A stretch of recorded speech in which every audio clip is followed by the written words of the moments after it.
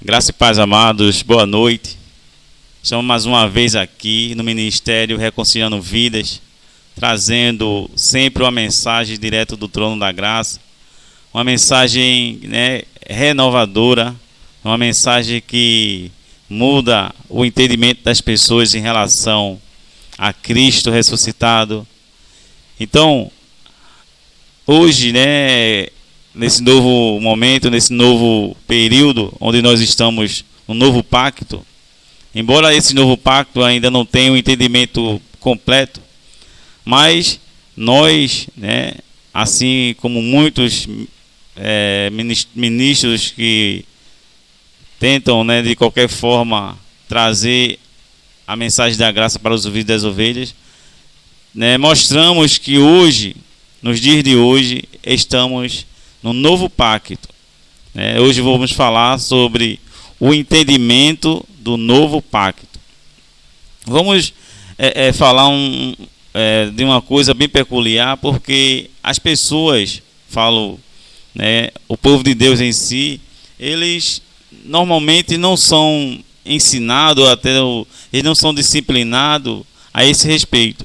Eles adentram nas igrejas, cultuam Jesus Cristo, eles têm o entendimento do Salvador, porém eles não têm o entendimento que hoje nós não estamos mais na lei de Moisés e não temos obrigação de cumprir os seus termos, as suas ordenanças, porque Cristo na cruz ele findou essas ordenanças.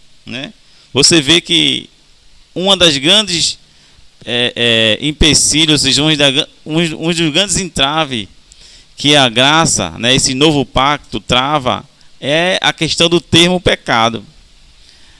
Quando nós falamos que estamos mortos ao pecado, não é erros cotidianos cometidos pelas pessoas, como pecar, adulterar, se prostituir, se escandalizar, não.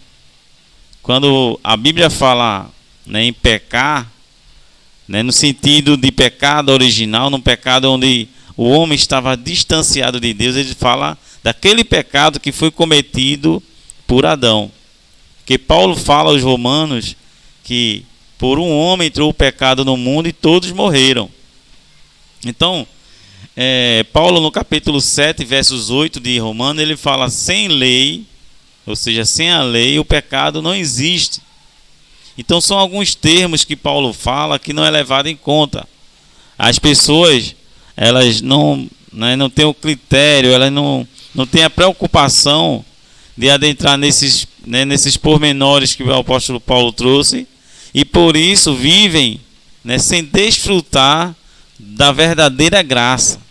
Eles adentram nas congregações, são subordinadas a pessoas que também não têm o conhecimento, ou também não querem passar o conhecimento, e deste fato leva as pessoas enredadas por doutrinas humanas. As doutrinas são tão assim levadas em conta que torna a mente das pessoas como se fosse cauterizada, a própria consciência, e não leva a pessoa à sensatez. Você vê que quando Paulo trata do termo pecado, ele vem trazendo ali, ele fala do erro. Ele usou o termo pecado, que era um pecado original antes da cruz de Cristo, que o homem estava separado de Deus, mas Cristo, ele no capítulo 9, 26, ele pôs fim ao pecado, ele retirou o pecado do mundo. Aí você me pergunta: Cláudio, mas não existe o pecado? Não, existe o pecado no sentido do termo, não do sentido original, ou seja, aquele pecado de Adão não existe mais.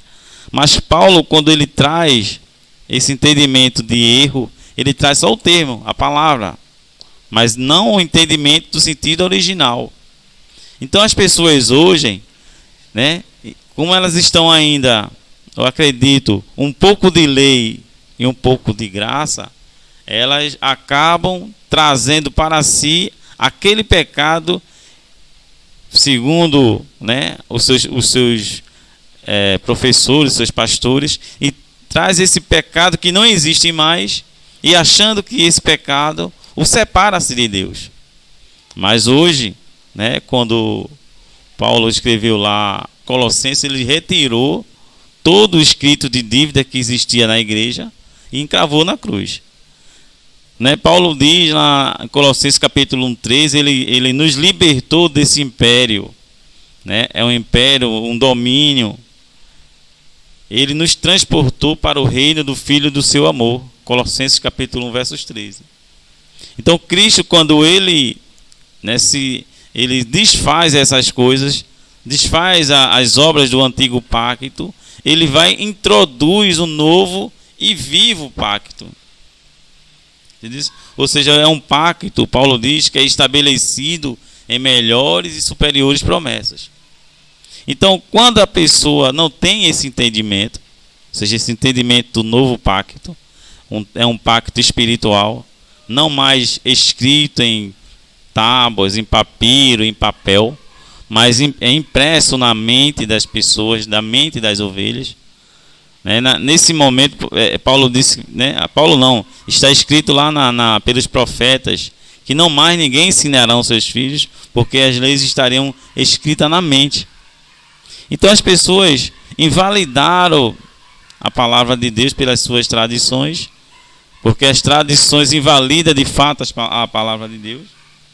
Você vê que Paulo, no capítulo 6, verso 14, ele diz que na graça o pecado não tem mais força. Romanos capítulo 6, versos 14. Mas que pecado é esse que não tem força? É meu erro, é porque eu sou uma pessoa quanto mais no pecado. Não, Paulo não está falando disto, porque ele, senão ele contradizia na igreja dos Gálatas 6, quando ele diz que de Deus não se zomba, aquilo que o homem semeia também colhe. Então, se você planta, o mal, vai colher o mal, independente de Deus, independente de você ser crente ou não. Mas quando se trata deste pecado que nos trazia a separação, porque Cristo destruiu a barreira, o muro que nos separava, então esse pecado foi retirado.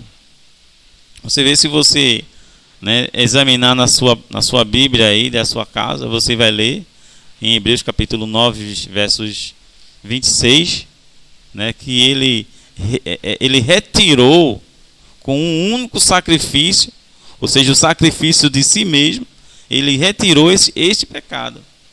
Você vê que o primeiro Adão, Paulo fala lá em Romanos, no capítulo 6, se eu não me engano, esse primeiro Adão, ele trouxe, ou seja, ele matou a igreja, com aquele ato espiritualmente, e o segundo Adão, ele vivificou da mesma forma a igreja. Então, é fato que quando as pessoas não têm entendimento, seja em qualquer área, seja